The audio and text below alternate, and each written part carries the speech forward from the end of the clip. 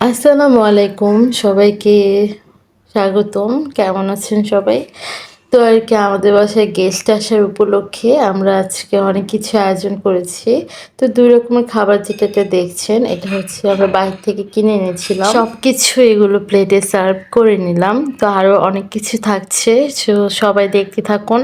তো অনেক মানুষ ছিল সেদিন। তো কি আর বলবো? যাই হোক তো তারপর মুরগির মসলা দেখতেই পাচ্ছেন। তারপর হচ্ছে মালটা। মালটাগুলো সুন্দর করে পিস করে ডেকোরেশন করে সাজিয়ে দিয়েছিলাম। তার পাশাপাশি রয়েছে আঙ্গুর। তারপর দেখতে পাচ্ছেন হচ্ছে লাল আঙ্গুর। যেটা কিন্তু অনেকটাই ভালো এবং পরিবেশনটা সুন্দর করে করেছিলাম। তার পাশাপাশি রয়েছে হচ্ছে আপেল। যেটা ছোট প্লেটের মধ্যে সুন্দর করে সাজিয়ে রেখেছি। তার পাশাপাশি হচ্ছে চিকেন ফ্রাই। তো এখানে ৯ পিস ছিল। তো একটা আর কি বিড়াল চুরি করে নিয়ে গিয়েছিল। তো আর কি বলবো? এখন আমি দেখাচ্ছি হচ্ছে চিকেন বল। যেটা কিন্তু অনেকটাই মজা এবং সুস্বাদু।